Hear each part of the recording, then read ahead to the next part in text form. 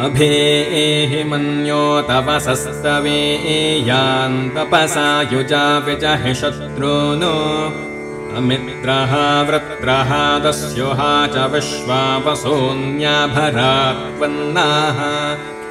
ಈ ಮಂತ್ರದಲ್ಲಿ ಪರಮಾತ್ಮನಿಗೆ ಮೊಟ್ಟ ಮೊದಲು ಪ್ರಾರ್ಥನೆ ಮಾಡ್ತಾರೆ, ಪರಮಾತ್ಮನನ್ನ ಸ್ವಾಗತಿಸ್ತಾರೆ, ಕರೀತಾರೆ. ಹೇ ಭಗವನ್ ನೀನು ಅಭೀಹಿ, ಹೇ ಮನ್ಯೋ ಪರಮಾತ್ಮ ನೀನು ನಮ್ಮೆಡೆವ, ನಮ್ಮ ಹತ್ತಿರವ. ದೇವರನ್ನ ಕರೆಯುವಂತಹ ಈ ಕಾರ್ಯ ಇದು ಯುಗ ಯುಗಗಳಿಂದ ಬಂದಿದೆ.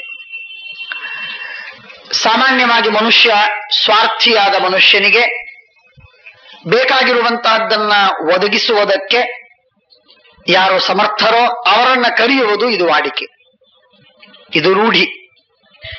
ನನಗಿಲ್ಲದ್ದನ್ನ ಕೊಡ್ತಾನೆ ಅಂತಂದ ಮೇಲೆ ಅವನನ್ನ ಕರೆಯೋದು ಇದು ನನ್ನ ಸ್ವಭಾವ. ನನಗಿದ್ದದ್ದನ್ನು ಕೊಡ್ತಾನೆ ಅಂದ್ರೆ ಅವನೇನ್ ಕೊಡುವವನಲ್ಲ, ನನಗಿದ್ದದ್ದನ್ನು ಅವನೇನ್ ಕೊಡ್ತಾನೆ, ಆದ್ದರಿಂದ ಅವನು ನನಗೆ ಬೇಕಾಗಿಲ್ಲ. ಕರಿತೇವೆ ಇದರರ್ಥ ನಮಗೆ ಅವನ ಅಗತ್ಯ ಇದೆ. ಕರಿತೇವೆ ಇದರರ್ಥ ಅವನು ನಮ್ಮ ಹತ್ರ ಬಂದ್ರೆ ನನಗೆ ಆನಂದವಾಗತ್ತೆ. ಕರಿತೇವೆ ಇದರರ್ಥ ನಮ್ಮಲ್ಲಿ ಕೊರತೆ ಇದೆ, ಆ ಕೊರತೆಯನ್ನ ಅವನು ತುಂಬುತ್ತಾನೆ. ಇಲ್ಲದೆ ಇದ್ರೆ ಯಾರೂ ಯಾರನ್ನೂ ಕರೆಯುವುದಿಲ್ಲ. ಅಭಿ ಇಹಿ ಮನ್ಯೋ ತವಸಸ್ತವಿಯ, ನಮಗಾಗಿ ಬಾ, ನಮ್ಮ ಕುರಿತು ಬಾ, ನಮಗಾಗಿ ಬಾ, ನಮ್ಮ ಕುರಿತು ಬಾ ಎಂಬ ಪ್ರಾರ್ಥನೆಯನ್ನ ಮಾಡುವುದಕ್ಕೆ ಅಭೀಹಿ ಮನ್ಯೋ ತವಸಸ್ತವೀಯ. ಬಹಳ ಮಹತ್ವದ ಮಾತು. ಪರಮಾತ್ಮ ಎಲ್ಲಿ ಇರ್ತಾನೆ ಅಲ್ಲಿ ಭಗವಂತ ಅನುಗ್ರಹ ಮಾಡ್ತಾನೆ ಅಂತ ನಿಯಮ ಇಲ್ಲ. ಭಗವಂತ ಬಲಿಯ ಮನೆಗೆ ಹೋದ, ಬಲಿಗಾಗಿ ಹೋದ, ಆದರೆ ಬಲಿಗಾಗಿ ಹೋಗಲಿಲ್ಲ, ಇಂದ್ರನಿಗಾಗಿ ಹೋದ. ಇಂದ್ರನಿಗಾಗಿ ಬಲಿಯ ಮನೆಗೆ ಹೋದದ್ದು. ಅಭೀಹಿ ಮನ್ಯೋ, ನೀನು ಬಾ ದೇವಾ ಪರಮಾತ್ಮ ಸ್ವಾಮಿ ನನ್ಮನೆಗ್ ಬಾ. ನಿಜ ಬಂದ, ಯಾಕೆ? ಇಂದ್ರನಿಗಾಗಿ ಬಂದ. ಇಂದ್ರನಿಗಾಗಿ ಬಲಿಯಿಂದ 3 ಲೋಕಗಳ ರಾಜ್ಯವನ್ನು ಕಿತ್ತು ತೆಗೆದು ಆ ಇಂದ್ರನಿಗೆ ಕೊಡುವುದಕ್ಕಾಗಿ ಬಂದ. ಹೀಗೆ ಬಂದು ಆಗೋದೇನಿದೆ?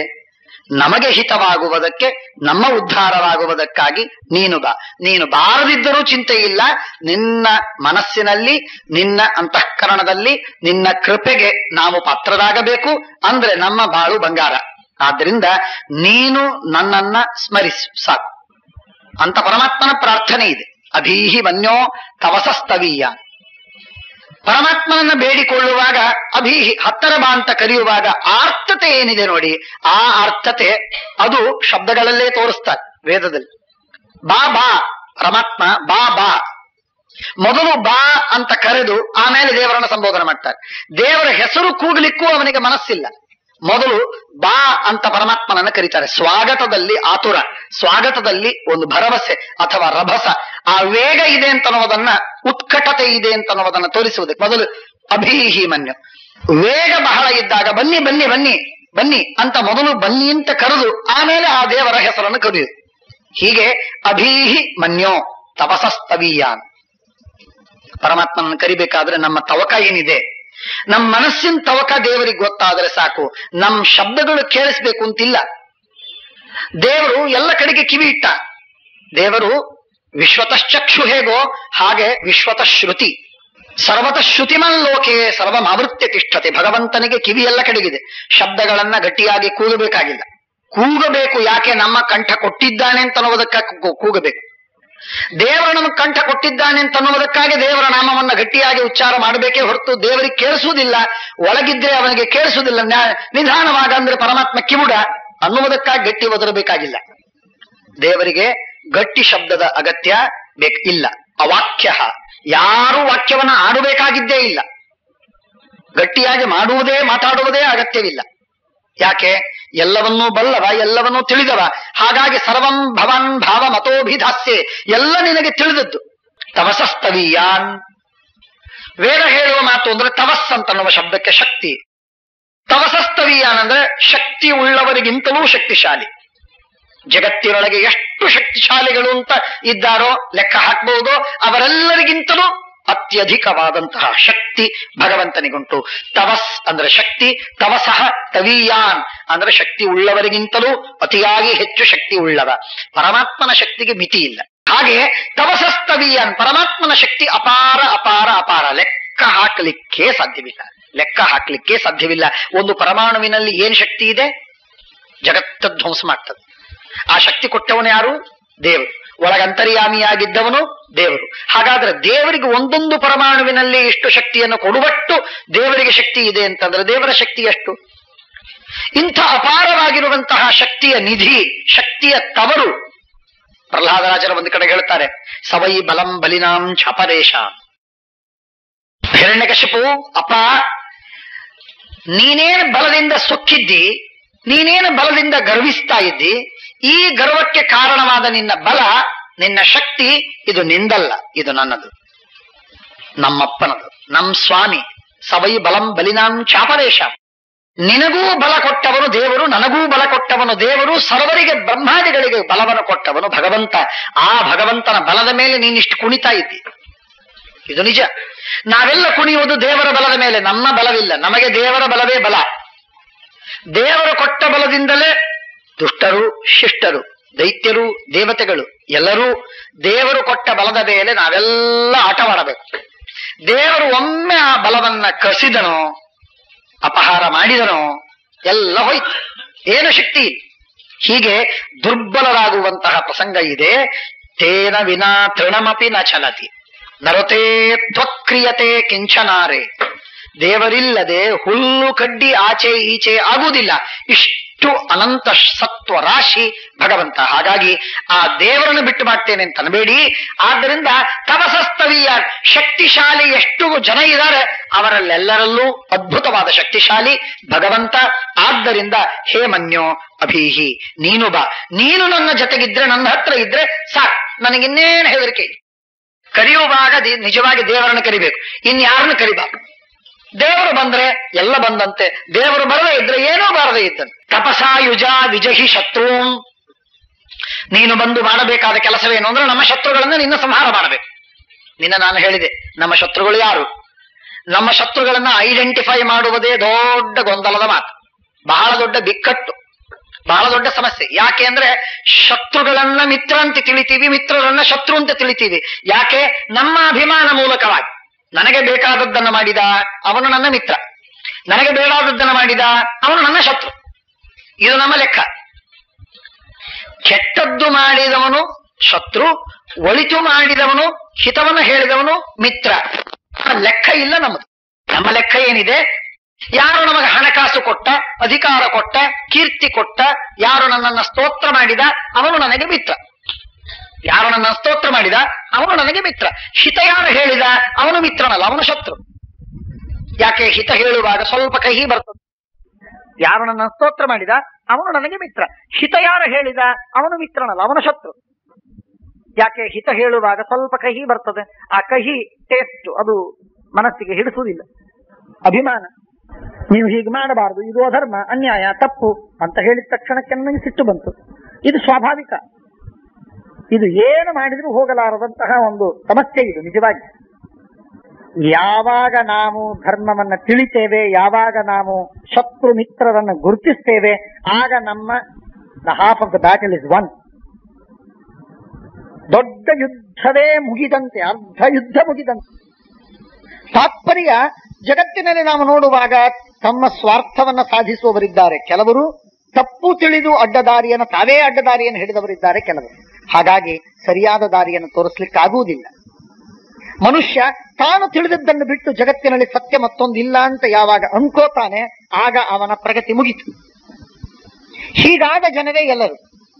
ಅದಕ್ಕಾಗಿ ಶ್ರೀಮದ್ ಆಚಾರ್ಯರ ಸಿದ್ಧಾಂತ ಒಂದೇ ಒಂದು ಉತ್ತಮವಾದ ಮಹಾಜ್ಞಾನಿಗಳ, ಋಷಿಗಳ, ವೇದದ, ಶಾಸ್ತ್ರದ, ವೇದವ್ಯಾಸರ, ಆಚಾರ್ಯರ, ಮಹಾಜ್ಞಾನಿಗಳ ಸತ್ಯವನ್ನ ತಿಳಿಲಿಕ್ಕೆ ಅವನು ತಯಾರಾಗುವುದಿಲ್ಲ. ಆಗದೇ ಇದ್ರಿಂದ ಅವನಿಗೆ ಅಜ್ಞಾನ. ಹಾಗಾಗಿ ಈ ಶತ್ರು ಮಿತ್ರರನ್ನ ತಿಳಿದುಕೊಳ್ಳುವುದು ಗೊಂದಲವಾಗ್ತದೆ. 50 ವರ್ಷ ಹೋಗ್ತದೆ, 50 ವರ್ಷ ಹೋಗ್ತದೆ. ಹುಟ್ಟಿದಾರಭ್ಯ 50-55 ವರ್ಷಗಳವರೆಗೆ ಇದೇ ಕದನ, ಇದೇ ಯುದ್ಧ. ಯಾರು ಒಳ್ಳೆಯವರು, ಯಾರು ಕೆಟ್ಟವರು ಗೊತ್ತಾಗುವುದಿಲ್ಲ. ಅವರಲ್ಲಿ ನಂಬಿಕೆ ಇಡ್ತೇವೆ, ಬಹಳ ದೂರದವರೆಗೆ ಪ್ರಯಾಣ ಬೆಳೀತದೆ. ಎಲ್ಲ ಮುಗಿದ ಮೇಲೆ ಡಿಸಿಲ್ಯೂಷನ್ಮೆಂಟ್, ಏನಿಲ್ಲ, ಎಲ್ಲ ಮೋಸವಾಯಿತು ಅಂತ ಮತ್ತೆ ತಿರುಗಿ ಬರ್ಲಿಕ್ಕಾಗುವುದಿಲ್ಲ. ಇಂಥ ಅವಸ್ಥೆ ಬರ್ತದೆ. ಹಾಗಾಗಿ ಅಭೀಹಿ ಮನ್ಯೋ ತವಸಸ್ತವೀಯಾನ್ ತಪಸಾಯುಜ ವಿಜಹಿ ಶತ್ರುನ್, ನಮ್ಮ ಶತ್ರುಗಳನ್ನ ನಮಗೆ ತಪಸ ಆಲೋಚನೆ ಕೊಟ್ಟು, ನಮ್ಮ ಶುದ್ಧವಾದ ಆಲೋಚನೆ. ತಪಸ್ಸೆನ್ನುವ ಶಬ್ದಕ್ಕೆ ನಿನ್ನೆ ನಾನು ಹೇಳಿದೆ ಆಲೋಚನೆ, ಜ್ಞಾನ. ಆ ಜ್ಞಾನವನ್ನು ಕೊಟ್ಟರೆ ಮಾತ್ರ ಶತ್ರುಗಳನ್ನ ಗುರ್ತು ಹಿಡಿಲಿಕ್ಕೆ, ಗೊತ್ತು ಮಾಡಿಕೊಳ್ಳುವುದು ಸಾಧ್ಯ. ಅದನ್ನ ನೀವು ಸಂಹಾರ ಮಾಡು. ಅಮಿತ್ರ ವೃತ್ರ ದಸ್ಯುಹಾಚ ವಿಶ್ವಾವಸೂನ್ಯಾಭರಾತ್ ಪುನಃ. ಪರಮಾತ್ಮ, ನೀನು ಮಾಡಬೇಕಾದ ಇನ್ನೊಂದು ದೊಡ್ಡ ಜವಾಬ್ದಾರಿಯ ಕೆಲಸವಿದೆ. ಅದು ನಮಗಾಗದ ಕೆಲಸ. ನೀನು ನಮ್ಮ ಅಮಿತ್ರರನ್ನ ಕೊಲ್ತಿ, ನಮ್ಮ ವೃತ್ರರನ್ನ ಕೊಲ್ತಿ, ನಮ್ಮ ದಸ್ಯುಗಳನ್ನ ಸಂಹಾರ ಮಾಡ್ತಿ. ಈ 3 ಜನರನ್ನ ಸಂಹಾರ ಮಾಡುವ ಸರ್ವಸ್ವಾಮಿ, ಪರಮೋಪಕಾರಿ, ನಮಗೆ ಪರಮ ಉಪಕಾರ ಮಾಡುವವನು ನೀನು. 3 ಜನರ ಸಂಹಾರ ಮಾಡಿಸ್ಬೇಕು. ಏನೇನು? ಅಮಿತ್ರ, ವೃತ್ರ, ದಸ್ಯು. ಏನಿದ್ರರ್ಥ? ಅಮಿತ್ರ ಅಂದ್ರೆ ನಮ್ಮ ಮಿತ್ರನಾಗದಿದ್ದವನು, ಶತ್ರು. ವೃತ್ರ ಅಂದ್ರೆ ವೃತ್ರ, ಅದೇನರ್ಥ ಹೇಳ್ತೇನೆ. ದಸ್ಯು ನಿನ್ನೆ ನಾನು ಹೇಳಿದ್ದೆ, ಕಳ್ಳ, ಮೋಸದಿಂದ ನಮ್ಮ ಆಸ್ತಿಯನ್ನು ದೋಚಿಕೊಂಡು ಹೋಗುವವ, ಅಪಹಾರ ಮಾಡುವವ. ತುಡುಗು ಮಾಡುವವ ಯಾರೋ ಅವನು ದಸ್ಯು. ಹೀಗೆ 3 ಜನ ಇದ್ದಾರೆ. ಆ 3 ಜನರನ್ನು ನೀನು ಪರಿಹಾರ ಮಾಡಬೇಕು. ಇದು ನಿನ್ನ ಜವಾಬ್ದಾರಿ, ನನಗಾಗುವುದಿಲ್ಲ. ಅಮಿತ್ರ, ವೃತ್ರ, ದಸ್ಯುಹಾಚ ನಿಜವಾಗಿ ಅವಶ್ಯಕ. ದಸ್ಯುಹ ನಿನ್ನೆ ದಿವಸ ನಾವು ಹೇಳಿದ್ವಿ. ನಿನ್ನೆ ದಿವಸ ನಾನು ಹೇಳಿದ್ದು, ನಾನು ಪಡುವ ಅಹಂಕಾರವೇನಿದೆ, ನಾನು ಮಾಡುವ ಮಾತ್ಸರ್ಯವೇನಿದೆ, ನನಗಿರುವ ಒಳಗಿರುವಂತಹ ಏನು ಜನ ಇದ್ದಾರೆ, ಭಾವನೆಗಳಿವೆ, ದುರ್ಭಾವನೆಗಳು, ಅವೆಲ್ಲ ನಮಗೆ ಕಳ್ಳತನ ಮಾಡ್ತವೆ. ನಮ್ಮಲ್ಲಿರುವ ಹಿತವನ್ನ, ಆಧ್ಯಾತ್ಮಿಕ ಶಕ್ತಿಯನ್ನ, ಸದ್ಗುಣಗಳನ್ನ ಕದ್ದು ನಾಶ ಮಾಡಿ ಪೂರ್ಣವಾಗಿ ನಮ್ಮನ್ನ ಸದೆಬಡಿದು ಬಿಡುತ್ತೆ. ಆದ್ದರಿಂದ ಅವು ನಮ್ಮ ದಸ್ಯು. ನಮ್ಮಲ್ಲಿ ಇದ್ದದ್ದನ್ನ ಅಪಹಾರ ಮಾಡಿಕೊಂಡು ಹೋಗತಕ್ಕಂತಹ ದಸ್ಯುಗಳವರು. ಇದು ಒಂದಾದರೆ, ನಮ್ಮ ಅಮಿತ್ರ, ನಮಗೆ ಒಳ್ಳೆಯದಾಗಬಾರದು ಅಂತನ್ನುವುದನ್ನೇ ಪ್ರಯತ್ನ ಮಾಡುತ್ತಾ ಇರತಕ್ಕಂತಹ ದೈತ್ಯರು, ಹೊರಗಿರುವ ದೈತ್ಯರು, ಬಾಹ್ಯವಾದ ಶತ್ರುಗಳು. ಅನೇಕ ಶತ್ರುಗಳು ನಮಗಿದ್ದಾರೆ. ನಮ್ಮ ಸಾಧನೆಯನ್ನ ಎಂದೆಂದಿಗೂ ಮಾಡ್ಲಿಕ್ಕೆ ಕೊಡದೆ. ಇದು ದೈತ್ಯರಿಗೆ ಅತ್ಯಂತ ಅವರ ಪ್ರೆರೋಗೇಟಿವ್ ಅಂತ ಅನ್ಲಿಕ್ಕೆ ಚಿಂತೆ ಇಲ್ಲ. ಇದು ಅವರ ಅಧಿಕಾರಾಯತ್ತವಾದ. ಒಳ್ಳೆ ಕೆಲಸವಾಗುತ್ತೋ ಅದಕ್ಕೆ ವಿರೋಧವನ್ನು ಮಾಡುವುದು. ಯಾರೋ ಧರ್ಮವನ್ನು ಮಾಡ್ತಾರೆ, ಆ ಧರ್ಮಕ್ಕೆ ಅಡ್ಡಿ ಮಾಡುವುದು. ಅದು ಹೇಗೆ ಅನ್ನುವುದಕ್ಕೆ ಒಂದು 10 ಸಂಚುಗಳನ್ನು ಹಾಕಿ ಅವರು ವಿರೋಧವನ್ನು ಮಾಡ್ತಾರೆ. ಸತ್ಕರ್ಮವಾಗತ್ತೆ, ಅದು ಆಗದೇ ಇದ್ದಂತೆ ನೋಡಿಕೊಳ್ಳು. ಯಜ್ಞವೋ, ಯಾಗವೋ, ತಪಸ್ಸೋ, ದಾನವೋ, ಉಪವಾಸವೋ, ಪಾಠವೋ, ಪ್ರವಚನವೋ, ಭಜನೆಯೋ, ಸತ್ಕರ್ಮ, ಯಾವುದೇ ಸತ್ಕರ್ಮವಾಗುವುದಾದರೆ ಅದಕ್ಕೆ ವಿರೋಧವನ್ನು ಮಾಡುವುದೇ ಕೆಲವರಿಗೆ ಅದರಲ್ಲಿ ಆನಂದ, ಬಹಳ ಸಂತೋಷವಿರ್ತದೆ. ಈ ತರಹದ ಏನೊಂದು ಜನ ಇದ್ದಾರೆ, ಇದಕ್ಕೆಲ್ಲ ಹೇಳ್ತಾರೆ ಶಾಸ್ತ್ರದಲ್ಲಿ ಬಹಳ ದೊಡ್ಡ ಇದೊಂದು ಸಮಸ್ಯೆ ಇದೆ. ಅದನ್ನೇ ನಾವು ಪ್ರಾರಂಭದಲ್ಲಿ ಪ್ರತಿನಿತ್ಯ ಗಾಯತ್ರಿ ಮಂತ್ರ ಮಾಡುವುದಕ್ಕಿಂತ ಮೊದಲು, ಗಾಯತ್ರಿ ಮಂತ್ರ ಬಹಳ ಮಂಗಲವಾದ ಮಂತ್ರ, ಉತ್ತಮವಾದ ಜಪ, ಶ್ರೇಷ್ಠವಾದ ಸಾಧನೆ. ಆ ಸಾಧನೆಗೆ ವಿಘ್ನವಾಗಬಾರದು ಅಂತನ್ನುವುದಕ್ಕಾಗಿ ನಾವು ಪ್ರಾರ್ಥನೆ ಮಾಡುವುದುಂಟು. ಅಪಸರ್ಪಂತು ಯೇ ಭೂತ ಭುವಿ ಸಂಸ್ಥಿತಾ, ಯೇ ಭೂತ ವಿಘ್ನಕರ್ತಾರಃ ತೇ ನಶ್ಯಂತು ಶಿವಾಜ್ಞೆಯ, ಅಪಕ್ರಾಮಂತು ಭೂತಾನಿ ಪಿಶಾಚ ಸರ್ವತೋದಿಶಂ ಸರ್ವೇಷಾಂ ಅವಿರೋಧೇನ ಬ್ರಹ್ಮಕರ್ಮ ಸಮಾರಭೆ. ನಾನು ಮಾಡುವ ಬ್ರಹ್ಮಕರ್ಮ, ನಾನು ಮಾಡುವ ಭಗವಂತನ ಸೇವೆ, ನಾನು ಮಾಡುವ ಸತ್ಕರ್ಮ, ಇದು ಯಾರ ವಿರೋಧವೂ ಇಲ್ಲದಂತೆ ಯಶಸ್ವಿಯಾಗಲಿ, ಪರಿಪೂರ್ಣವಾಗಲಿ ಎಂಬಂತಹ ಒಂದು ಪ್ರಾರ್ಥನೆ. ಇದು ಅತ್ಯಂತ ಅನಿವಾರ್ಯ. ಎಷ್ಟೆಷ್ಟು ಸತ್ಕರ್ಮಗಳಿಗೆ ವಿರೋಧವನ್ನು ಮಾಡ್ತಾರೋ ಅಷ್ಟಷ್ಟು ಅವರ ಡಿಗ್ರಿ ಹೆಚ್ಚಾಗತ್ತೆ, ದೈತ್ಯರ ಕ್ವಾಲಿಫಿಕೇಶನ್ಸ್ ಹೆಚ್ಚಾದದ್ದು. ಇವನು ಉತ್ತಮ ದೈತ್ಯ ಅಂತ ಅಂದುಕೊಂಡ. ಸಣ್ಣ ಸಣ್ಣ ದೈತ್ಯನಿಗೆ ಎಲ್ಲ ಕಡೆಗೆ ಇಂಟ್ರೆಸ್ಟ್ ಇರುವುದಿಲ್ಲ, ಕೆಲವು ಮಾತ್ರ ಅವನು ವಿರೋಧ ಮಾಡ್ತಾನೆ, ಸುಮ್ಮನಿರ್ತಾನೆ. ಆದರೆ ದೊಡ್ಡ ದೊಡ್ಡ ದೈತ್ಯರಿಗೆ ಎಲ್ಲೂ ಸತ್ಕರ್ಮವಾಗದಿದ್ದಂತೆ ನೋಡಿಕೊಳ್ಳುವ ಜವಾಬ್ದಾರಿ ಅವರಿಗಿದೆ. ಹಾಗಾಗಿ ಆ ದೈತ್ಯರ ಗುಂಪಿನಲ್ಲಿ ಮುಖ್ಯಸ್ಥರಾದ ಮುಖಂಡರು ಯಾರೋ ಅವರಿಗೆ ಎಲ್ಲೂ ಸತ್ಕರ್ಮವಾಗದಂತೆ, ಮನ್ನಿ ಸೂಕ್ತ ಪ್ರವಚನವೇ ಆಗದೇ ಇದ್ದಂತೆ ಪ್ರಯತ್ನವನ್ನು ಮಾಡ್ತಾ ಇರ್ತಾನೆ. ಅದು ದೇವರ, ವಾಯುದೇವರ, ಗುರುಗಳ ಅನುಗ್ರಹದಿಂದ ಪೂರ್ಣವಾಗಿ ಸಾಂಗವಾಗಬೇಕೇ ಹೊರತು ಅದು ಮಧ್ಯದಲ್ಲಿ ಅಡ್ಡಿ ಆಗಲೇಬೇಕು ಅಂತ ನಮ್ಮ ಪ್ರಯತ್ನವನ್ನ ಸರ್ವಕಾಲಕ್ಕೆ ಮಾಡ್ತಿರ್ತಾರೆ. ಅದನ್ನ ನಾವು ನೋಡ್ತಿರ್ತೇವೆ. ಜಪ ಮಾಡ್ಲಿಕ್ಕೆ ಕೂತ್ಕೊಳ್ಳಿ, ಆ ದುಷ್ಟ ಭಾವನೆಗಳು ನಮ್ಮ ಮನಸ್ಸಿನಲ್ಲಿ ಬರ್ತದೆ, ತಕ್ಷಣಕ್ಕೆ ಜಪದಿಂದ ಚಲಿತವಾಗಿ ಬಿಡುತ್ತದೆ. 1 ನಿಮಿಷ ಹೀಗೆ ಅದು ರೂಢಿ ಆಗುವವರೆಗೆ, ವಾಯುದೇವರ ಅನುಗ್ರಹವಾಗುವವರೆಗೆ ಅದು ಸಾಧ್ಯವಿಲ್ಲ. ಹೀಗೆ ಜಪ ಮಾಡಬೇಕು ಅಂತ ಅಂತಿರ್ತಾನೆ, ಅಷ್ಟರೊಳಗೆ ಇನ್ನೊಂದು ಕಡೆಗೆ ಮನಸ್ಸು ಹೋಗ್ತದೆ, ಏನೋ ಕೆಲಸ ಬರ್ತದೆ. ಹರಟೆ ಹೊಡಿತಾ ಇರುವಾಗ ಮನಸ್ಸು ಎಲ್ಲೂ ಹೋಗುದಿಲ್ಲ, ಸುರಕ್ಷಿತವಾಗಿರ್ತದೆ. ಏನು ಮಾತಾಡ್ತಿರ್ತಾನೆ ಅದರಲ್ಲೇ ಅವನ ಪೂರ್ಣವಾದ ಮನಸ್ಸಿರ್ತದೆ, ಅದರಲ್ಲೇನು ಸಮಸ್ಯೆ ಆಗುದಿಲ್ಲ. ಪಾರಾಯಣ ಕೂತ ಬಂತು ವಿಚಾರಗಳೆಲ್ಲ, ದೈತ್ಯರೆಲ್ಲ ಬಂದರು. ಜಪ ಮಾಡ್ಲಿಕ್ಕೆ ಕೂತ ಬಂತು, ಆಗ ಸಮಸ್ಯೆ ಕಷ್ಟ ಬಂತು. ಏಕಾಂತದಲ್ಲಿ ಕೂತ ಆಗೆಲ್ಲ ಸಮಸ್ಯೆಗಳೆಲ್ಲ ಬಂತು. ಹೇಳ್ತಾನೆ, ಮನೆಯಲ್ಲಿ ಬಹಳ ಕಾಟರಿ, ಅಲ್ಲಿ ಟಿವಿ ಹಚ್ತಾರೆ, ಇಲ್ಲಿ ಹರಟೆ ಹೊಡಿತಾರೆ, ಇಲ್ಲಿ ಫೋನ್ ಬರ್ತಿರ್ತದೆ, ಬಾಗಿಲು ಬಡಿತಿರ್ತಾರೆ, ಮಕ್ಕಳು ಹೇಳ್ತಿರ್ತಾರೆ, ಹೆಂಡತಿ ಏನೋ ನಮ್ಮನ್ನು ಬೈತಿರ್ತಾಳೆ. ಹೀಗೆಲ್ಲ ಹೇಳುವುದೆಲ್ಲ ಹೇಳಲಿಕ್ಕೆ 108 ನಿಯಮಗಳು, 108 ಕಾರಣಗಳು. ಆದರೆ ವಾಸ್ತವಿಕವಾಗಿ ಏಕಾಂತದಲ್ಲಿ ಕೂತ್ರೆ ಯಾರೂ ಇರುವುದಿಲ್ಲ. ಇವನ ಮನಸ್ಸಿನಲ್ಲೇ ಕೆಟ್ಟ ವಿಚಾರಗಳೆಲ್ಲ ಬರ್ತದೆ, ಅವೇ ಪೀಡೆಗಳಾಗ್ತದೆ. ಹಾಗಾಗಿ ಇವೆಲ್ಲ ಯಾಕಾಗ್ತದೆ ಇದನ್ನು ತಿಳಿಬೇಕು ನಾವು. ಇವರೆಲ್ಲರೂ ನಮ್ಮ ಅಮಿತ್ರರು, ಇವರೆಲ್ಲರೂ ನಮ್ಮ ಅಮಿತ್ರರು. ನಮ್ಮ ಸಾಧನೆಯನ್ನ, ನಮ್ಮ ಉತ್ತಮ ಪಥವನ್ನ, ನಮ್ಮ ಸನ್ಮಾರ್ಗವನ್ನ ತಪ್ಪಿಸುವ, ದಾರಿ ತಪ್ಪಿಸುವಂತಹ ಕೆಟ್ಟವರೆಲ್ಲ, ಸತ್ಕರ್ಮವಾಗದಂತೆ ನೋಡಿಕೊಳ್ಳುವ ಜನ ಎಲ್ಲ ಅಮಿತ್ರರು. ಆ ಅಮಿತ್ರರನ್ನ ನಾಶ ಮಾಡುವುದಕ್ಕೆ ನಮಗೆ ಸಾಧ್ಯವೇ ಇಲ್ಲ. ಎಸ್, ಯಾರೋ ಬಂದ್ರು, ಏನೋ ಜಗಳಾಡಿದ್ರು, ಅವರನ್ನು ನಾವು ಹೊಡಿಬಹುದು, ದೂರ ಕಳಿಸಬಹುದು. ಆದ್ರೆ ಒಳಗೆ ಇದ್ದು ದುಷ್ಪ್ರೇರಣೆಯನ್ನ ಮಾಡತಕ್ಕಂತಹ ಜನರಿಗೆ ಏನ್ ಮಾಡ್ಲಿಕ್ಕಾಗತ್ತೆ? ಏನ್ ಮಾಡ್ಲಿಕ್ಕೆ ಸಾಧ್ಯ? ಈ ಎಲ್ಲ ಅಮಿತ್ರರನ್ನ ನಾಶ ಮಾಡುವುದಕ್ಕೆ ಒಳಗಿರುವ ದೇವರು, ಒಳಗಿರುವ ಶಕ್ತಿ, ಅಂತಃಸತ್ವ, ಅದು ಭಗವಂತ, ಆ ಅಂತರ್ಯಾಮಿಯಾದ ಪರಮಾತ್ಮನ ಶಕ್ತಿ ಬೇಕು. ಅದಕ್ಕಾಗಿ ಭಗವಂತ ನೀನು ಅಮಿತ್ರ. ಇನ್ನೊಂದು ಜಾತಿ ಇದೆ, ಅದು ಇನ್ನೊಂದು ಜಾತಿ, ಅದೊಂದು ಬಹಳ ಅದ್ಭುತವಾದದ್ದು. ಅದು ಒಟ್ಟಾರೆ ನಮಗೆ ಎಲ್ಲ ತತ್ವಗಳನ್ನ, ಶಾಸ್ತ್ರವನ್ನ, ಜ್ಞಾನವನ್ನ, ಧರ್ಮವನ್ನು ಮುಚ್ಚಿ ಹಾಕುವಂತ ವೃತ್ರ. ಅದು ವೃತ್ರ. ವೃತ್ರ ಎಂಬ ಶಬ್ದಕ್ಕೆ ಅರ್ಥ ಏನು ಅಂದ್ರೆ ಆವರಣ ಮಾಡುವವನು. ವೃತ್ರಾಸುರನಿಗೆ ಹೆಸರು ಬಂತು ವೃತ್ರ ಅಂತ. ಯಾಕೆ ಹೆಸರು ಬಂತು? ಅವನು ದ್ಯಾವಾ ಪೃಥಿವಿಗಳನ್ನ, ಆಕಾಶದಲ್ಲಿ ಭೂತಲದಲ್ಲಿ ಎಷ್ಟು ಬೆಳಕಿತ್ತೋ ಅದನ್ನೆಲ್ಲ ಮುಚ್ಚಿ ಹಾಕಿದ, ಏನೂ ಕಾಣದಂತೆ ಮಾಡಿದ. ಎಲ್ಲವನ್ನು ಆವರಿಸಿದ, ಎಲ್ಲವನ್ನು ಮುಚ್ಚಿ ಹಾಕಿದ, ಎಲ್ಲವನ್ನು ತುಂಬಿ ಹಾಕಿದಂತಹ ಯಾವ ದುಷ್ಟ ಸತ್ವವೋ, ದುಷ್ಟ ಶಕ್ತಿಯೋ, ಆ ದುಷ್ಟ ಶಕ್ತಿಗೆ ವೃತ್ರ ಅಂತ ಕರೀತಾರೆ. ನಮ್ಮ ಮನಸ್ಸಿನಲ್ಲಿ ಈ ವಿಧವಾದಂತಹ ಒಂದು ಅಜ್ಞಾನವಿದೆ. ಆ ಅಜ್ಞಾನ ಧರ್ಮದ ಬಗ್ಗೆ, ದೇವರ ಬಗ್ಗೆ, ಗುರುಗಳ ಬಗ್ಗೆ, ಪರಂಪರೆಯ ಬಗ್ಗೆ, ಶಾಸ್ತ್ರಗಳ ಬಗ್ಗೆ, ವೇದಗಳ ಬಗ್ಗೆ ಒಂದು ಅಜ್ಞಾನ.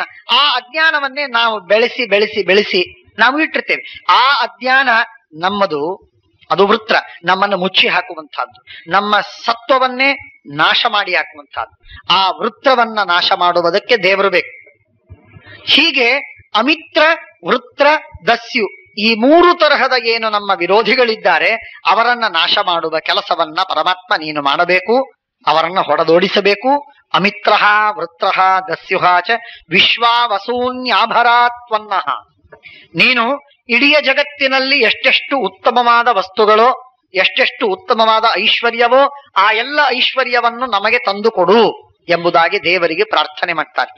ವಿಶ್ವಾವಸೂನಿ, ವಸು ಅಂದ್ರೆ ಐಶ್ವರ್ಯ, ಆ ಐಶ್ವರ್ಯವನ್ನ ನಮಗೆ ಸಂಪಾದನೆ ಮಾಡಿಸಿಕೊಡು. ಬಹಳ ಮಹತ್ವದ ಮಂತ್ರ ಇದು. ಎಂಥ ಐಶ್ವರ್ಯ ಅಂತ ಅನ್ನೋದನ್ನ ಕೊನೆಯ ಮಂತ್ರ ವಿವರಣೆ ಮಾಡ್ತದೆ. ಕೊನೆಯ ಮಂತ್ರ ಬಹಳ ಸುಂದರವಾದಂತಹ ರೀತಿಯಲ್ಲಿ ಅದರ ವಿವರಣೆ ಮಾಡ್ತದೆ. ಆ ಕೊನೆಯ ಮಂತ್ರವನ್ನು ಅರ್ಥ ಮಾಡಿಕೊಳ್ಳೋಣ ಆನಂತರದಲ್ಲಿ. ವಂಹಿಮನ್ಯೋ ಅಭಿಭೂತ್ಯೋಜಾ ಸ್ವಯಂಭೂರ್ಭಾಮೋ ಅಭಿಮಾತಿಶಾಹ ವಿಶ್ವಚರಷಣಿಃ ಸಹುರಿಸ್ಸಹ ಆವಾನಸ್ಮಾಸ್ವೋಜಃ ಪ್ರತನಾಸುಧೇಹಿ. ಭಗವಂತನನ್ನ ಈ ಮಂತ್ರ ಸ್ತೋತ್ರ ಮಾಡ್ತಾ ಇದೆ, ಪ್ರಾರ್ಥನೆ ಮಾಡ್ತಾ ಇದೆ. ಪರಮಾತ್ಮ ನೀನು ತ್ವಮ್ಹಿಮನ್ಯೋ ಅಭಿಭೂತ್ಯೋಜಾಹ ಸ್ವಯಂಭೂ ಭಾಮಃ ಅಭಿಮಾತಿಶಾಹ. ಪರಮಾತ್ಮನಿಗೆ ಅಭಿಮಾತಿಶಾಹ ಅಂತ ಕರೀತಾರೆ. ಮಾತಿ ಅನ್ನುವ ಶಬ್ದಕ್ಕೆ ಹಿಂಸೆ ಅಂತರ್ಥ. ಅಭಿಮಾತಿ ಅಂತಂದ್ರೆ ನಮ್ಮ ಸುತ್ತಮುತ್ತ ಆಗುವಂತಹ ನಾನಾ ವಿಧವಾದ ಸಂಕಷ್ಟ, ಪೀಡೆ. ಅಭಿಮಾತಿ ಎನ್ನುವ ಶಬ್ದಕ್ಕೆ ನಮಗೆ ನಾನಾ ದಿಕ್ಕುಗಳಿಂದ ಆಗುವಂತಹ ಏನು ಕಷ್ಟವಿದೆ ಆ ಕಷ್ಟವೆಲ್ಲ ನಮಗಾಗ್ತದೆ, ನಾವು ಅನುಭವಿಸ್ತೇವೆ. ಆದರೆ ಅದು ದೇವರಿಗಾಗುವುದಿಲ್ಲ, ದೇವರು ಅದನ್ನು ಅನುಭವಿಸಬೇಕಾಗಿಲ್ಲ. ಇದೇನು ಮಾತು? ನಮಗ್ ಕಷ್ಟ ಆದ್ರೆ ಅವನು ಅನುಭವಿಸುವುದಿಲ್ಲ ಅಂತ ಹೇಳುವ ಅಗತ್ಯವೇನಿದೆ? ನಮಗ ನೋವಾದ್ರೆ ಇನ್ನೊಬ್ಬರಿಗೆ ಆಗೋದಿಲ್ಲ, ಆಗೋದೇ ಇಲ್ಲ. ನಮಗೆ ರೋಗವಾದದ್ದು ನಮಗೆ ರೋಗ, ಅದು ಇನ್ನೊಬ್ರಿಗೆ ಯಾಕಾಗತ್ತೆ? ನಿನ್ ಹೊಟ್ಟೆಗೇನೋ ಅನಾನುಕೂಲವಾದರೆ ನಾನು ಯಾಕೆ ಅಜೀವಾನ ತಿನ್ಬೇಕು? ಹಾಗೆ ಒಬ್ಬರಿಗೆ ದುಃಖವಾದದ್ದನ್ನ ಇನ್ನೊಬ್ಬರು ಅನುಭವಿಸುವ ಪ್ರಸಕ್ತಿ ಇಲ್ಲ. ಹೇಳೋದೇನು? ದೇವರು ಅಭಿಮಾತಿಶಾಹ, ಎಲ್ಲ ವಿಧವಾದಂತಹ ಕಷ್ಟಗಳನ್ನ ಭಗವಂತ ಸೈರಿಸ್ತಾನೆ, ಸಹಿಸ್ತಾನೆ, ಆಗೋದಿಲ್ಲ, ಆ ಕಷ್ಟ ಅವನಿಗೆ ಲೇಪವಾಗುವುದಿಲ್ಲ ಅಂತ ಹೇಳುವ ಮಾತಿನ ಅರ್ಥವೇನು ಅಂತ ಪ್ರಶ್ನೆ ಬರ್ತದೆ. ಇದು ನಿಜ. ಭಗವಂತನಿಗೆ ಪರಮಾತ್ಮ ನಾವು ಬಹಳ ದೊಡ್ಡವ, ಸರ್ವೋತ್ತಮ, ಆದ್ದರಿಂದ ಭಗವಂತನಿಗೆ ಯಾವ ದುಃಖವಾಗುವ ಪ್ರಸಕ್ತಿ ಇಲ್ಲ ಅಂತ ಹೇಳುವುದೇನೋ ನಿಜ. ಆದ್ರೆ ಎಲ್ಲ ದುಃಖ ಅವನಿಗೆ ಆಗಲಿಕ್ಕೆ ಅವಕಾಶವಿದೆ. ಯಾಕೆ ಅಂದ್ರೆ, ಯಾವ ಮನೆಗೆ ಬೆಂಕಿ ಹತ್ತದೆ ಆ ಬೆಂಕಿ ಹತ್ತಿದ ಮನೆಯೊಳಗೆ ನಾವಿದ್ರೆ ನಮಗೆ ಬಿಸಿ ತಾಕದೆ ಇರ್ತದ? ಇಲ್ಲ. ಯಾವ ರಾಷ್ಟ್ರ ಅನರ್ಥಕ್ಕೆ ಈಡಾಗ್ತದೆ, ಬಹಳ ದೊಡ್ಡ ಯುದ್ಧಕ್ಕೆ ಅದು ವಶವಾಗ್ತದೆ, ಅಂಥ ರಾಷ್ಟ್ರದಲ್ಲಿ ನಾವಿದ್ದಾಗ ನಮಗೆ ದುಃಖವಾಗದೇ ಇರಬಹುದಾ? ಇಲ್ಲ. ಯಾವ ಕಂಪನಿಯೊಳಗೆ ನಾವು ಕೆಲಸ ಮಾಡ್ತಿರ್ತೇವೆ ಆ ಕಂಪನಿ ಹಾಳಾಗಿ ಹೋದ್ರೆ, ಡೋಲ್ ಡ್ರಮ್ಸಿಗೆ ಹೋದ್ರೆ ನಾವು ಸುಖವಾಗಿರ್ತೇವಾ? ಇಲ್ಲ. ಹೀಗೆ ನಾವು ಎಲ್ಲಿರ್ತೇವೆ ಅದಕ್ಕೆ ಕಷ್ಟವಾದರೆ ನಮಗೂ ಕಷ್ಟವಾಗುವುದು ಸಹಜ. ಈ ನ್ಯಾಯ ದೇವರಿಗೂ ಸಂಬಂಧಪಡುತ್ತೆ ಅಂತ ಪೂರ್ವಪಕ್ಷವಿದೆ ಭಾಗವತದಲ್ಲಿ. ದುರ್ಭಗವಾದಂತಹ ಈ ದೇಹ, ಕ್ಲೇಶಯುಕ್ತವಾಗಿರುವ ಈ ದೇಹ, ಇಂಥ ದುರ್ಧರವಾದ ಈ ದೇಹದೊಳಗೆ ನಾವಿದ್ದಂತೆ ದೇವರೂ ಇದ್ದಾನೆ. ನಮ್ಮ ಜೊತೆಗೆ ದೇವರಿಲ್ಲೇನು? ನನಗೆ ಸಮಸ್ಯೆ ಏನಿದೆ ತಿಳ್ಕೊಳ್ಳಿ. ನನಗೆ ನನ್ನ ದೇಹ ಒಂದೇ, ನಾನು ಈ ದೇಹದಲ್ಲಿ ಮಾತ್ರ ಇದ್ದೇನೆ. ಈ ದೇಹಕ್ಕೆ ಆಗುವ ರೋಗ ನನಗೆ ಪೀಡೆ ಕೊಡ್ತದೆ, ಇನ್ನೊಂದು ದೇಹಕ್ಕೆ ಆಗುವ ರೋಗ ನನಗೆ ಪೀಡೆ ಕೊಡುವುದಿಲ್ಲ. ಆದರೆ ದೇವರಿಗೆ ಹಾಗಲ್ಲ. ಒಂದು ದೇಹದಲ್ಲಿಲ್ಲ, ಎಲ್ಲಾ ದೇಹದಲ್ಲಿದ್ದಾನೆ.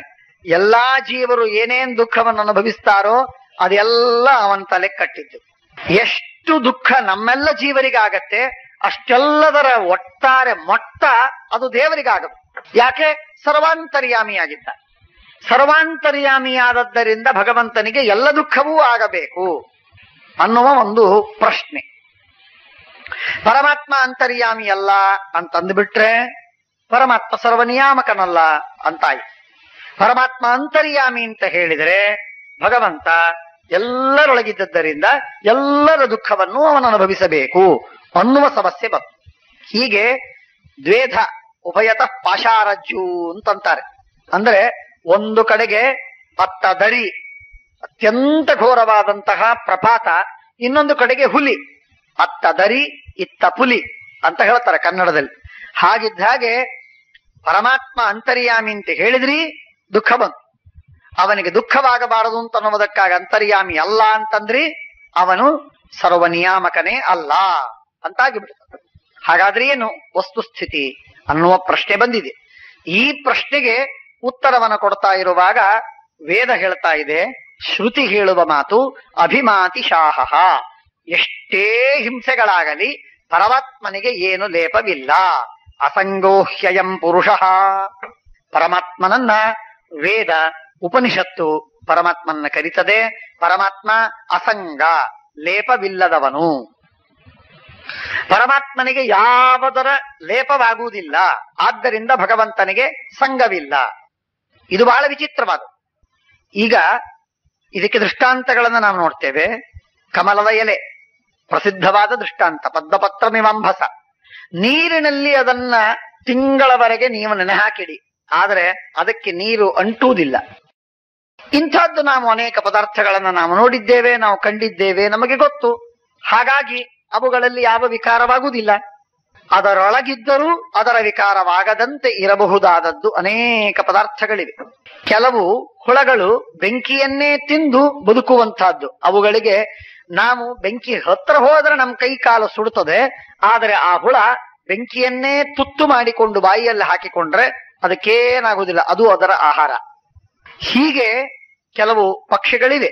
ಹೀಗೆ ನಾವು ವಿಚಾರ ಮಾಡಿದಾಗ ನಮಗೆ ಯಾವುದರಿಂದ ಪರಿಣಾಮವಾಗತ್ತೋ ಅದೇ ವಸ್ತುವಿನಿಂದ ಇನ್ನೊಬ್ಬರಿಗೂ ಪರಿಣಾಮವಾಗಬೇಕು ಎಂಬ ಕಾರಣವೇ ಇಲ್ಲ. ಯಾರು ಮಿನರಲ್ ವಾಟರ್ ಕುಡಿತಾ ಬದುಕಿದ್ದಾರೆ, ಯಾರು ಬಹಳ ತಮ್ಮನ್ನ ತಾವು ಬಹಳ ಜೋಪಾನ ಮಾಡ್ತಾರೆ ಅಂಥ ಜನರಿಗೆ ಸ್ವಲ್ಪ ಹೊಲಸು ಪೊಲ್ಯೂಟೆಡ್ ವಾಟರ್ ಏನಾದ್ರೂ ಮಳೆಗಾಲದ ನೀರು ಬಂದರೂ ಕೂಡ ಅವರಿಗೆ ರೋಗವಾಗತ್ತೆ. ಯಾರು ಆ ಹೊಲಸೇ ನೀರಿನನ್ನ ಕುಡಿದು ಬದುಕಿದ್ದಾರೆ ಅಂತಹ ಭಿಕಾರಿ ಜನರಿಗೆ ಅವರಿಗೆ ಯಾವ ಪರಿಣಾಮವೂ ಆಗುವುದಿಲ್ಲ. ಅವರು ಹೊಲಸೇ ತಿಂದು ಬದುಕ್ತಾರೆ, ನಮ್ಗಿಂತಲೂ ಶಕ್ತಿಶಾಲಿಗಳಾಗಿರ್ತಾರೆ. ತಾತ್ಪರ್ಯ ಇದು ಇಮ್ಯುನೈಸೇಷನ್ ಅಂತ ನಾವು ಏನು ಕರಿತೇವೆ. ಆ ವಿಧವಾದಂತಹ ಆ ಯಾವುದೇ ಒಂದು ಶಕ್ತಿಯನ್ನ ನಮ್ಮ ಮೇಲೆ ಪರಿಣಾಮವಾಗದಿದ್ದಂತೆ, ವಿಕಾರ ಮಾಡಿಕೊಳ್ಳದಂತೆ ಮಾಡಿಕೊಳ್ಳುವ ಒಂದು ಅದ್ಭುತವಾದ ಶಕ್ತಿ ಎಲ್ಲಾ ವಸ್ತುಗಳಲ್ಲೂ ಇದೆ. ಒಂದೊಂದು ಮಟ್ಟದಲ್ಲಿದೆ, ಒಂದೊಂದು ದೃಷ್ಟಿಯಲ್ಲಿದೆ. ಅದು ಕೆಲವು ಕಡೆಗೆ ಹೆಚ್ಚು, ಕೆಲವು ಕಡೆಗೆ ಕಡಿಮೆ. ಭಗವಂತನಿಗೆ ಅನಂತ ನಿರವಧಿಕ. ಪರಮಾತ್ಮ ಈ ಶಕ್ತಿಯನ್ನು ಎಲ್ಲ ವಸ್ತುಗಳಲ್ಲಿ ಕೊಟ್ಟಿದ್ದಾನೆ. ಪರಮಾತ್ಮ ಬಹಳ ವಿಚಿತ್ರವಾದದ್ದು. ನಾಲಿಗೆಯ ಮೇಲೆ ನೀವು ಎಷ್ಟೇ ಎಣ್ಣೆ ಹಾಕಿದ ಪದಾರ್ಥವನ್ನಿಡಿ, ಆದ್ರೆ ನಾಲಿಗೆಗೆ ಎಣ್ಣೆ ಹತ್ತುವುದಿಲ್ಲ, ಕ್ಷಣದಲ್ಲಿ ಹೋಗ್ಬಿಡ್ತದೆ. ಹತ್ತದ ಇಲ್ಲ. ನಾಲಿಗೆ ಜಿಗಿ ಜಿಗಿ ಆಯಿತು ಅಂತ ಆಗುದಿಲ್ಲ. ಅದು ಒಳಗಿನ ರೋಗದಿಂದ ಜಿಗಿ ಆಗೋದು ಬೇರೆ, ಹೊರಗೆ ಎಣ್ಣೆ ಹಚ್ಚಿದ್ದಕ್ಕೆ ಜಿಗಿ ಆಯಿತು ಅಂತ ಆಗುದಿಲ್ಲ. ಇದು ನಾಲಿಗೆಯ ಸ್ವಭಾವ. ಹಾಗೂ ಹಲ್ಲಿಗೆ, ಇನ್ನನೇಕ ಇಂದ್ರಿಯಗಳಿಗೆ ಸರ್ಪಿರವ ಉದಕಂವಾ ಸಿಂಚತಿ ವರ್ತ್ಮನಿ ಏವ ಗಚ್ಚತಿ ತನ್ಯದ್ ಸಂನದ್ವಾಮಹ ಇತ್ಯಾಚಕ್ಷತೆ. ಉಪನಿಷತ್ತಿನಲ್ಲಿ ಹೇಳ್ತಾರೆ, ಕಣ್ಣು ಏನಿದೆ, ಕಣ್ಣಿನಲ್ಲಿ ತುಪ್ಪ ಹೊಯ್ದಾಗಲಿ ಅಥವಾ ಎಣ್ಣೆ ಹಾಕಿದರಾಗಲಿ ಆ ಕಣ್ಣಿಗೆ ಯಾವುದರ ಲೇಪವಾಗುವುದಿಲ್ಲ. ಕಣ್ಣು ದೂರ ಸರಿಸಿ ಬಿಡುತ್ತದೆ ಆ ಎಣ್ಣೆಯನ್ನ ಹಾಗೂ ತುಪ್ಪವನ್ನ, ಅದಕ್ಕೆ ಲೇಪವಾಗುವುದಿಲ್ಲ. ಹೇಗೋ ಆ ರೀತಿಯಾಗಿ ಬೆಂಕಿಯಲ್ಲಿ ಹತ್ತಿ ಹಾಕಿದ್ರೆ ಸುಟ್ಟು ಹೋಗ್ತದೆ. ನಿಜ, ಬೆಂಕಿಯಲ್ಲಿ ಹತ್ತಿ ಹಾಕಿದ್ರೆ ಸುಡುತ್ತದೆ ಅಂತ ಅನ್ನೋದಕ್ಕಾಗಿ ಒಂದು ಕಲ್ಲು ಹಾಕಿದ್ರೆ ಕಲ್ಲು ಕರಗುವುದಿಲ್ಲ, ಕಲ್ಲು ಸುಡುವುದಿಲ್ಲ. ಕಲ್ಲು ಸುಡುವುದಿಲ್ಲ. ಹೇಗೋ ಹಾಗೆ ನಿರ್ವಿಕಾರವಾದ ವಸ್ತುಗಳೆಲ್ಲ ಉಂಟು. ವಾದಿರಾಜರು ಬರೀತಾರೆ, ವಾದಿರಾಜ ಸ್ವಾಮಿಗಳವರು ತಮ್ಮ ಟಿಪ್ಪಣಿಯಲ್ಲಿ ಒಂದು ಕಡೆಗೆ ಗ್ರಂಥದಲ್ಲಿ ಬರೀತಾರೆ, ಏನು ಅಂತಂದ್ರೆ, ದೊಡ್ಡ ಬೆಂಕಿ, ದಗ ದಗ ದಗ ದಗ ಅಂತ ಉರಿಯುವಂತಹ ಬೆಂಕಿ.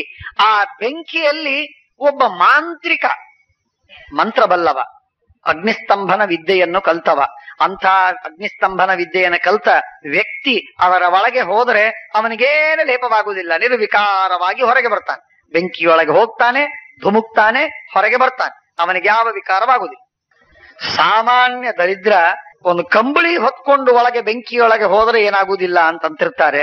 ಅಂಥದ್ದು ಸರ್ವಸ್ವಾಮಿಯಾದ ಪರಮಾತ್ಮನಿಗೆ ಯಾವ ವಿಕಾರವಾಗುವುದಿಲ್ಲ ಅಂತನ್ನುವ ಮಾತನ್ನ ವೈಶೇಷ್ಯ ಅಂತ ಸೂತ್ರಕಾರರು ತಿಳಿಸಿಕೊಟ್ಟಿದ್ದಾರೆ. ಪರಮಾತ್ಮನಿಗೆ ಯಾವ ವಿಧವಾದಂತಹ ವಿಕಾರವಾಗುವುದಿಲ್ಲ. ಅದಕ್ಕೆ ಕಾರಣಗಳು 3. ಪರಮಾತ್ಮ ಸರ್ವಶಕ್ತ, ಸ್ವತಂತ್ರ, ಸರ್ವಜ್ಞ. ಈ 3 ಕಾರಣಗಳಿಂದ, ಸರ್ವಶಕ್ತಿ ಅಲ್ಪಶಕ್ತಿಗಳಿಂದಾಗಿ ಜೀವರಿಗಾಗುವಂತಹ ಸುಖ ದುಃಖಗಳು ದೇವರಿಗಾಗುವುದಿಲ್ಲ. ಪರಮಾತ್ಮ ಸ್ವತಂತ್ರನಾಗಿದ್ದಾನೆ, ಜೀವರು ಪರತಂತ್ರರಾಗಿದ್ದಾರೆ. ಪರತಂತ್ರರಾದಂತಹ ಪರಾಧೀನರಾದ ಜೀವರಿಗೆ ಆಗುವ ಸುಖ ದುಃಖಗಳು ಸ್ವತಂತ್ರನಾದ ಪರಮಾತ್ಮನಿಗೆ ಆಗೋದಿಲ್ಲ. ಮುಖ್ಯವಾಗಿ ಪರಮಾತ್ಮ ಸ್ವತಂತ್ರನಾದ ಕಾರಣ ಯಾವ ವಿಧವಾದ ದುಃಖಗಳು ಪರಮಾತ್ಮನಿಗೆ ಆಗೋದಿಲ್ಲ ಅಂತ ನಮ್ಮ ಮಾತನ್ನ ತಿಳಿಬೇಕು. ಈ ಮಾತಿನಿಂದ ನಮಗೇನು ಗೊತ್ತಾಗ್ತಾ ಇದೆ ಅಂತಂದ್ರೆ, ಪರಮಾತ್ಮ ಅಭಿಮಾತಿಶಃ ಎಲ್ಲ ಜೀವರ ಹೃದಯದಲ್ಲಿದ್ದಾನೆ. ನಾಸ್ಯ ಜವಯ ಏತಜ್ಜೀರ್ಯತೆ ನವಧೇನಸ್ಯ ಹನ್ಯತೆ ಏತತ್ ಸತ್ಯಂ ಬ್ರಹ್ಮಪುರಂ ತಸ್ಮಿನ್ ಕಾಮ ಸಮಾಹಿತಾಃ. ಛಾಂದೋಗ್ಯದ 8ನೇ ಅಧ್ಯಾಯದಲ್ಲಿ ಈ ಮಾತು ಹೇಳ್ತಾರೆ. ನಾಸ್ಯ ಜರಯ ಏತಜ್ಜೀರ್ಯತೆ. ದೇಹ ಮುಪ್ಪಾದರೆ ದೇವರಿಗೆ ಮುಪ್ಪು ಬರುವುದಿಲ್ಲ, ದೇಹ ಸತ್ತೋದರೆ ದೇವರಿಗೆ ಸಾವು ಬರುವುದಿಲ್ಲ. ದೇಹಕ್ಕೆ ಮುಪ್ಪಿದೆ, ಮುದಿತನವಿದೆ, ದೇಹಕ್ಕೆ ಸಾವಿದೆ. ಆದರೆ ದೇವರಿಗೆ, ಅಂತರ್ಯಾಮಿ ಭಗವಂತನಿಗೆ ಯಾವ ಸಾವು, ಯಾವ ನೋವು, ಯಾವ ಕಷ್ಟವಿಲ್ಲ. ಎಲ್ಲ ಕಡೆಗೆ ಅಂತರ್ಯಾಮಿ ನಿಯಮನ ಮಾಡ್ತಾನೆ ಹೊರತು ನಿಯಮ್ಯನಾಗಿಲ್ಲ ಭಗವಂತ. ಅಲ್ಲಿರುವಂತಹ ದುಃಖಕ್ಕೆ ಅವನು ಭಾಗಿಯಾಗುವುದಿಲ್ಲ. ಆದ್ದರಿಂದ ಪರಮಾತ್ಮನಿಗೆ ಸ್ವಯಂಭೂ ಅಂತ ಕರೀತಾರೆ. ಪರಮಾತ್ಮ ಸ್ವತಂತ್ರ, ಯಾರ ಅಧೀನನಲ್ಲ. ಯಾರ ಅಧೀನನಾದರೆ ಪರಮಾತ್ಮನಿಗೆ ದುಃಖವಾಗುವ ಪ್ರಸಕ್ತಿ. ಪರಮಾತ್ಮ ಸರ್ವಥಾ ಸ್ವತಂತ್ರನಾಗಿದ್ದಾನೆ. ಭಗವಂತ ಸ್ವಯಂಭೂ. ಅದನ್ನ ವೇದ ಹೇಳ್ತಾ ಇದೆ. ಅಭಿಮಾತಿಶಾಹ. ಯಾಕೆ? ಸ್ವಯಂಭೂ. ಸ್ವಯಂಭೂ ಅಂದ್ರೆ ಸ್ವತಂತ್ರನಾಗಿದ್ದಾನೆ ಭಗವಂತ.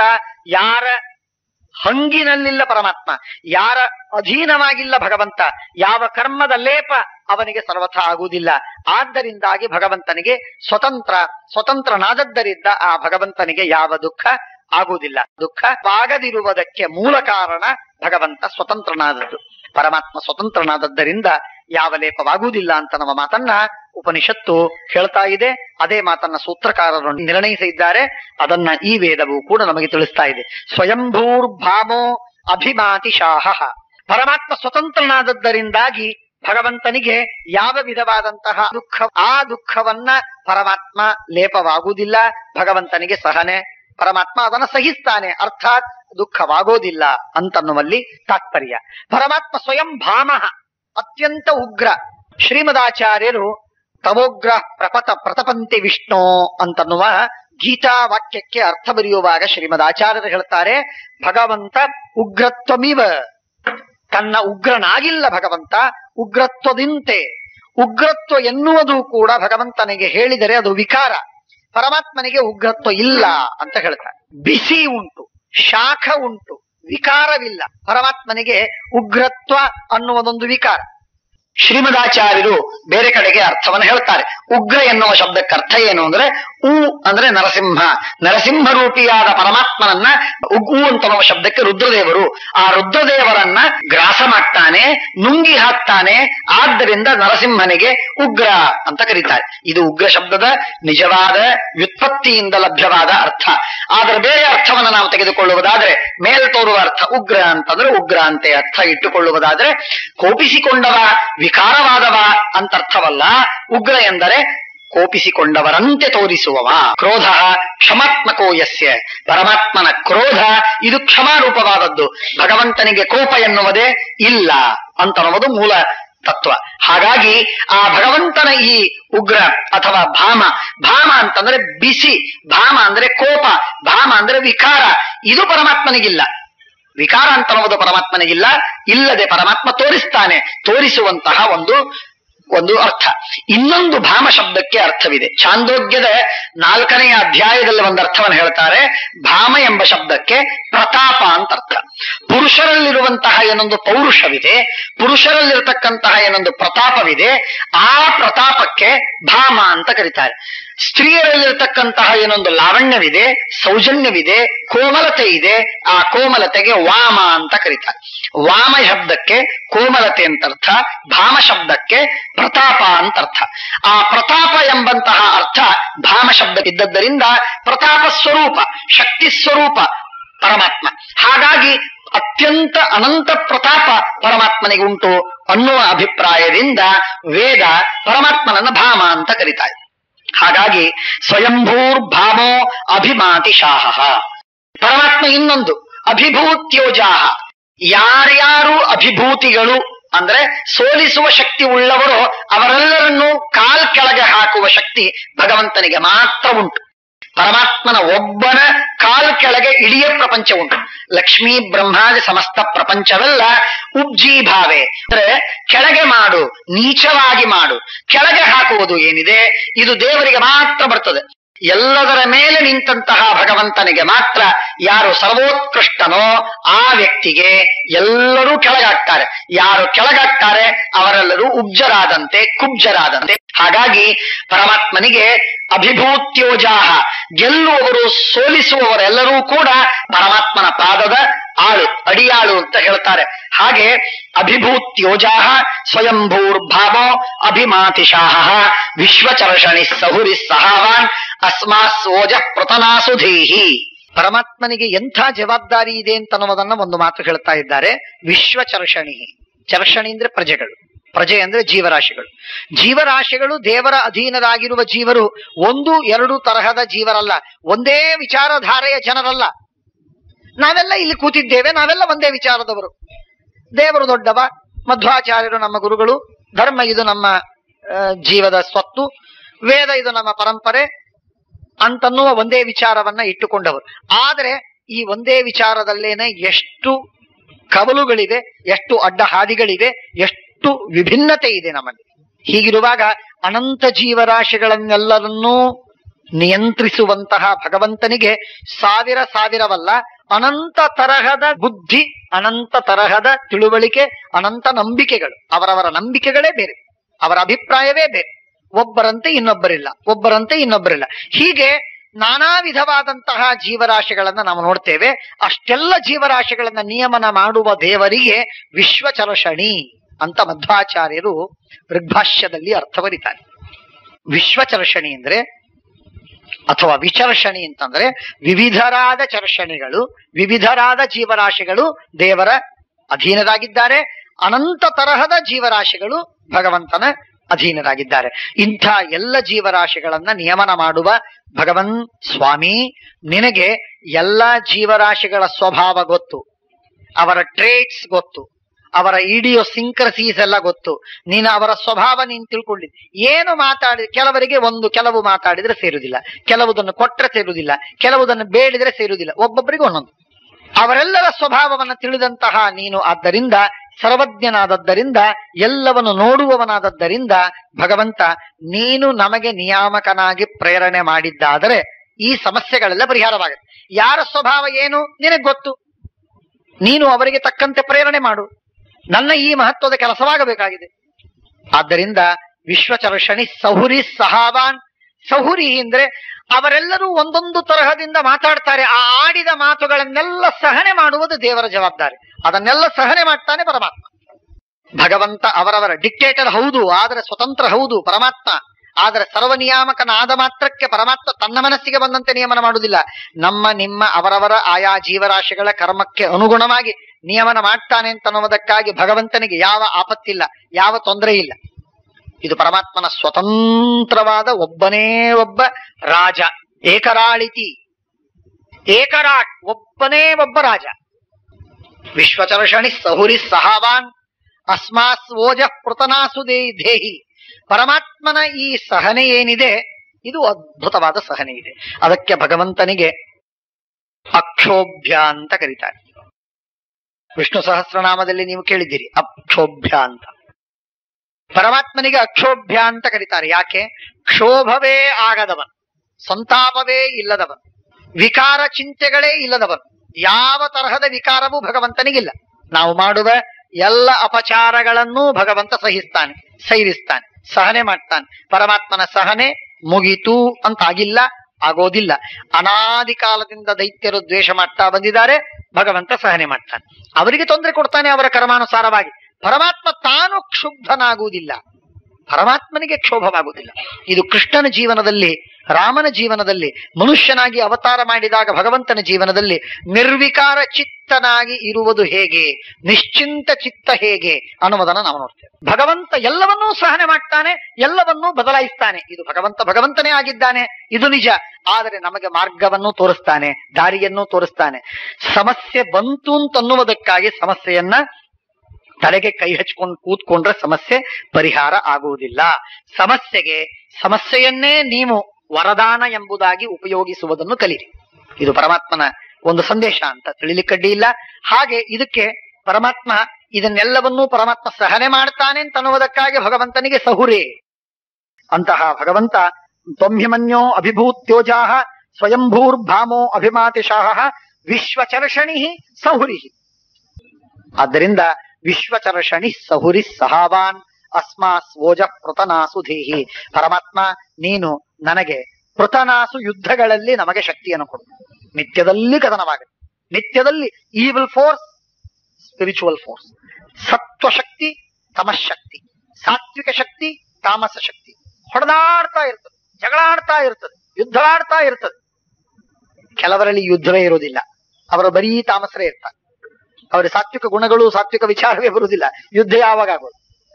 ಕೆಲವರು ಸಾತ್ವಿಕರೇ ಇರ್ತಾರೆ, ಅವರಿಗೆ ಕೆಟ್ಟ ಮಾತುಗಳೇ ಬರುವುದಿಲ್ಲ, ಅವರಿಗೂ ಈ ಸಮಸ್ಯೆ ಇಲ್ಲ. ಈ ಕ್ಲಿಶ್ಯತ್ಯಂತರಿತೋ ಜನ, ನಮ್ಮಂಥ ಜನ ಇದಾರಲ್ಲ, ನಮ್ಮಲ್ಲಿ ಸಾತ್ವ ಗುಣವೂ ಇರ್ತದೆ, ಈ ಕಡೆ ರಜೋಗುಣ ತಮೋ ಗುಣಗಳು ಬರ್ತವೆ. ಆ ಎರಡೂ ದೇವತೆ ದಾನವರ ಯುದ್ಧ, ಕದನ, ಜಗಳ ಆಗ್ತದೆ. ನಾಳೆ ಏಕಾದಶಿ, ತಿನ್ಬೇಕೋ ಬಿಡಬಾರ್ದು, ತಿನ್ಬೇಕೋ ತಿನ್ಬಾರ್ದು, ಈ ಯುದ್ಧ ಬರ್ತದೆ. ಯಾರಿಗೆ ಸಮಸ್ಯೆ ಇಲ್ಲ, ಅವರು ಮನಸ್ಸಿ ಒಂದಂತೆ ಯಥೇಚ್ಛವಾಗಿ ತಿಂದು ಮನಸ್ಸಿನ ಮನೆಯಲ್ಲಿ ಬಂದು ಮಲಗ್ತಾರೆ, ಅವರಿಗೇನು ಸಮಸ್ಯೆ ಇಲ್ಲ. ನಮಗೆ ನಿಮಗೆ ಸಮಸ್ಯೆ ಅಲ್ಲ, ನಮಗೆ ಅಂದ್ರೆ ನಮಗಲ್ಲ, ಯಾರು ಮಾಡ್ಲಿಕ್ಕೆ ಇನ್ನೂ ವಿಚಾರ ಮಾಡ್ತಾ ಇದ್ದಾರೆ ಅವರಿಗೆ ಅಂತ ಅರ್ಥ. ಯಾರು ಏಕಾದಶಿ ಮಾಡುವುದಾಗಿ ನಿಶ್ಚಯ ಮಾಡಿದ್ದಾರೆ ಅವರಿಗೇನು ಸಮಸ್ಯೆ ಬರುವುದಿಲ್ಲ. ಯಾರು ಮಾಡಬೇಕೋ ಬಿಡಬೇಕು ಅಂತ ಈಗ ವಿಚಾರ ಮಾಡ್ತಿದ್ದಾರೆ ಅವರಿಗೆ. ಆದ್ದರಿಂದ ತಾತ್ಪರ್ಯವೇನು ಅಂತಂದ್ರೆ ಪೃತನಾಸು ದೇಹಿ. ಇಂಥ ಸಂದರ್ಭಗಳಲ್ಲಿ ಕ್ರಾಸ್ ರೋಡ್ಸಿನ ಮೇಲಿದ್ದಾಗ, ಯಾಕ್ರೆ ಕ್ರಾಸ್ ರೋಡ್ಸಿನ ಮೇಲಿರುವಾಗ, ಸಮಸ್ಯೆಗಳು ಎದುರಾದಾಗ, ಹೀಗೋ ಹಾಗೋ ಅಂತನ್ನುವಾಗ, ಡೈಲೆಮಾ ಬಂದಾಗ ದೇವರು ಬೇಕು, ದೇವರ ಬಲ ಬೇಕು, ದೇವರ ಮಾರ್ಗದರ್ಶನ ಬೇಕು, ದೇವರು ಬೆಳಕು ಕೊಡಬೇಕು, ದೇವರು ಕೈ ಹಿಡಿದು ನಡೆಸಬೇಕು ದೇವರು ನಮ್ಮನ್ನ. ಹಠಾತ್ತಾಗಿ ನೀನ್ ಇದನ್ನೇ ಮಾಡು, ನಿನಗೆ ಒಳ್ಳೇದಾಗತ್ತೆ ಅಂತ ಪರಮಾತ್ಮ ನೀನ್ ನಡೆಸು, ನಮ್ಮನ್ನ ಸತ್ಯ ಮಾರ್ಗದಲ್ಲಿ ನೀನ್ ನಡೆಸು ಅಂತ ಪರಮಾತ್ಮನಿಗೆ ಪ್ರಾರ್ಥನೆ ಮಾಡಬೇಕಾದದ್ದಿದೆ. ಪೃತನಾಸುಧೇಹಿ, ಬಹಳ ದೊಡ್ಡ ಶಕ್ತಿ ಬೇಕದಕ್ಕೆ. ಎಂಥ ಆಪತ್ತುಗಳು, ಎಂಥ ಪ್ರಲೋಭನೆಗಳು ಬಂದಾಗಲೂ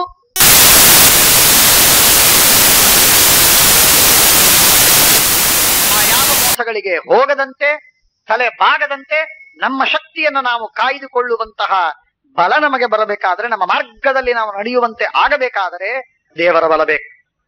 ನಾನು ಹೇಳ್ತಿರ್ತೀನಿ, ಅಫ್ಕೋರ್ಸ್ ಎಲ್ರಿಗೂ ಗೊತ್ತು ಇದು ಮಾತು. ಹಿಂದಿನ ಕಾಲದಲ್ಲಿ ಏನು ಪ್ರಲೋಭನೆಗಳಿತ್ತೋ ಅದು ಇವತ್ತಿನ ಪ್ರಲೋಭನೆಗಳ 1% ಇತ್ತೋ ಇಲ್ಲೋ, 10% ಇತ್ತೋ ಇಲ್ಲ. ಆದರೆ ಇವತ್ತು ಹಿಂದಿನ ಕಾಲಕ್ಕಿಂತಲೂ ಇವತ್ತಿನ ಕಾಲದಲ್ಲಿ ನಡೆದ ಆ ಪ್ರಲೋಭನೆ ಅಥವಾ ಟೆಂಪ್ಟೇಷನ್ಸ್, ನಮ್ಮ ಎಳೆತ, ನಮ್ಮ ಮಾರ್ಗವನ್ನು ಭ್ರಂಶಗೊಳಿಸುವ ದಾರಿ, ತಪ್ಪಿಸುವ ದಾರಿ, ಕವಲು ದಾರಿ, ಅಡ್ಡದಾರಿ ಸಾವಿರ ಹೆಚ್ಚಾಗಿ. ಇಂಥ ಸಂದರ್ಭದಲ್ಲಿ ನಮಗೆ ಆ ಅಡ್ಡದಾರಿಗೆ ಹೋಗದಂತೆ ನಮ್ಮನ್ನು ಸರಿಯಾಗಿ ನಿಯಂತ್ರಣದಲ್ಲಿ ಇಡುವಂತೆ ನಮಗೊಂದು ಸಾತ್ವಿಕ ಶಕ್ತಿ ಬೇಕು, ಅತ್ಯದ್ಭುತವಾದ ಬಲ ಬೇಕು. ಆ ಬಲವನ್ನ ದೇವರೇ ಕೊಡಬೇಕು, ವಾಯುದೇವರೇ ಕೊಡಬೇಕು. ಅದನ್ನ ಕರುಣಿಸಿದರೆ ಮಾತ್ರ ನಾವು ಬದುಕಲಿಕ್ಕೆ ಸಾಧ್ಯ, ಸನ್ಮಾರ್ಗದಲ್ಲಿ ಇರುವುದು ಸಾಧ್ಯ. ಆದ್ದರಿಂದ ಅಸ್ಮಾಸು ಓಜಃ ಪೃತನಾಸು ದೇಹಿ. ಹೇ ಭಗವನ್, ಪೃತನಾಸು ಅಂದ್ರೆ ಯುದ್ಧಗಳಲ್ಲಿ ನೀನು ನಮಗೆ ಓಜಃ ಶಕ್ತಿಯನ್ನು ಕೊಡು, ಯುದ್ಧದಲ್ಲಿ ಶಕ್ತಿಯನ್ನು ಕೊಟ್ಟು ನಮ್ಮನ್ನು ರಕ್ಷಣೆ ಮಾಡು. ಅಜ್ಞಾನ ಜ್ಞಾನಗಳ ಯುದ್ಧ, ಕಾಮ ವೈರಾಗ್ಯಗಳ ಯುದ್ಧ, ಕ್ರೋಧ ಕ್ಷಮೆಗಳ ಯುದ್ಧ, ಮದ ವಿನಯದ ಯುದ್ಧ, ಮಾತ್ಸರ್ಯ ಪ್ರೀತಿಯ ಯುದ್ಧ, ಇವುಗಳ ಜಂಜಾಟ ಏನಿದೆ, ಈ ಜಂಜಾಟದ ಮಧ್ಯದಲ್ಲಿ ನನಗೆ ಉತ್ತಮವಾದ ಶಕ್ತಿಯನ್ನು ಕೊಟ್ಟು ಸನ್ಮಾರ್ಗದಲ್ಲಿ ನಡೆಯುವಂತೆ ನೀನು ಮಾಡು ಅಂತ ಪರಮಾತ್ಮನಿಗೆ ಪ್ರಾರ್ಥನೆ. ಆದ್ದರಿಂದ ಈ ಪ್ರಾರ್ಥನೆಯೊಂದಿಗೆ ಇವತ್ತಿನ ಉಪನ್ಯಾಸವನ್ನು ಮುಗಿಸೋಣ. ತ್ವಮ್ಹಿಮನ್ಯೋ ಅಭಿಭೂತ್ಯೋಜ ಸ್ವಯಂಭೂರ್ ಭಾಮೋ ಅಭಿಮಾತಿಶಾಹ ವಿಶ್ವಚರ್ಷಣಿಸ್ಸಭೂರಿಸ್ಸಹ ಆವಾನ್ ಅಸ್ಮಾಸ್ವೋಜ ಪ್ರತನಾಸುಧೇಹಿ. ಓಂ ಶ್ರೀಕೃಷ್ಣ ಪ್ರಣಮಸ್ತು.